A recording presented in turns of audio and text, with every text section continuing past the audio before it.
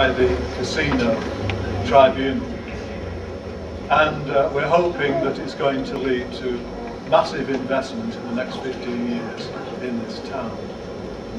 And the wonderful thing in recent years is how the council, instead of being something that exists over in Talbot Square, it's come to be part of the community in a way that it hasn't been, I don't think, in many years. Or Blackpool Federation of Allotment Holders. I don't really think you realise how lucky and how well organised you are. I go all over the northwest, and believe me, this is a credit to you. Yes. Yes, Pam, it's a credit. You're also a credit to the Northwest Federation of Allotment Holders. Your attendance is 100%. Pam and her husband never miss a Northwest Federation meeting. Unless we get lost. Unless they get lost. That has happened quite a few times. It didn't happen last Saturday, actually, when she found her way to St Helens. But this is the chairman of the Blackpool Allotment Federation, and I'm the secretary. So we have healthy living and to keep our husbands out of the way. Get away from the wife, really, isn't it? That's what it's for, isn't it? Can't be a bit truthful about it. You don't see them rushing back home, do you? Because we like fresh food. Fresh food, healthy living, exercise. People like it, education for the children.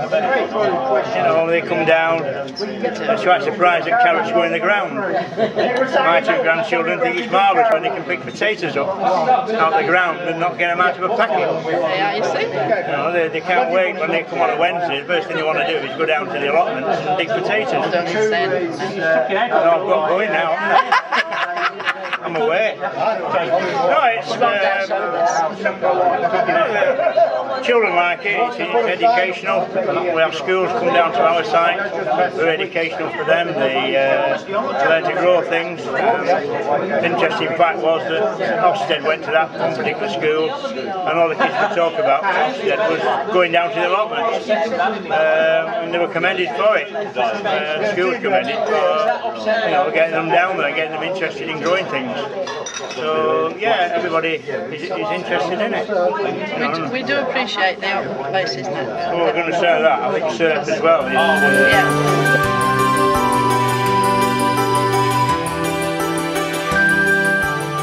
To have an open space where people can come who live nearby to relax and enjoy the environment and a bit of countryside. We're very proud of our park, and especially the lake and the wildlife, and it's an asset to us all. Because when they bought the land, the man who bought the land then sold it back to the council, bought it because he could see that Blackpool was building up as a holiday resort, and he decided he wanted somewhere for the people, just for the people of Blackpool to have recreation, and that's how Stanley Park began. And it's so important for the children to have somewhere to come and run around and play in a safe environment. They've owned a number of things like the skateboard park, which was opposed at first, but it has been very well attended, hasn't it? And football, tennis, table tennis, on the boats. It's so important for the children to have somewhere where they can come and enjoy themselves. Well, the idea of the Friends Group is to help as much as we possibly can. It was formed originally because the council needed help with the funding. To get the funding, they had to have partners, and we became one of them. We've kept the partnership up. We work very well with the Parks Department, and we have we're included in all the meetings, including anything appertaining to Stanley Park. We're counted in with it, and they're very good with us, and we try and reciprocate with them. I'm the one that attends all the meetings. I think the main way that we do things in the park is, I'll point to these two ladies, the two Joyces. There's another young lady called Kyra and a gentleman called Alec.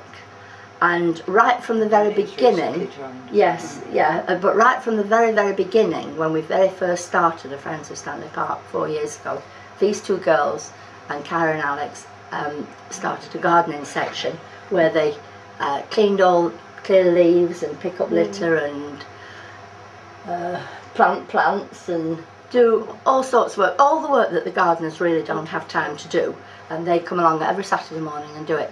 Eddie, our chairman, has recently joined them. Since he joined the Friends and became chairman, you've come them. And what's more, Eddie's son comes. How old is he? 13. Thomas is 13. Thomas is 13. And we like this because we think children should be involved. But that is the main.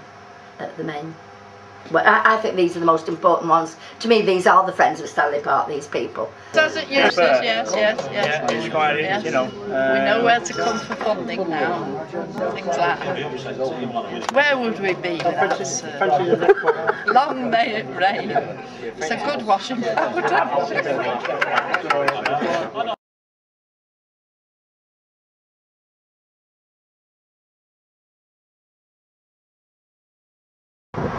Hi Mark, I'd like to thank you for agreeing to this, and my first question is, why do you believe parks, allotments and open spaces are needed in Blackpool?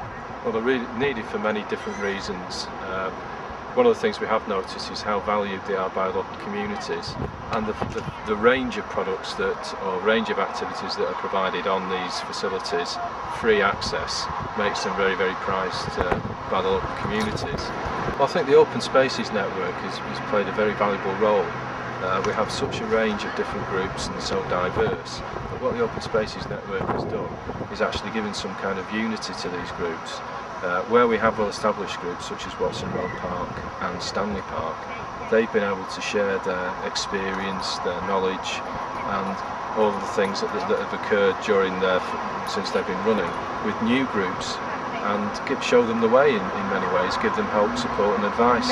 And the Open Spaces Network has provided the structure or the framework for that to take place.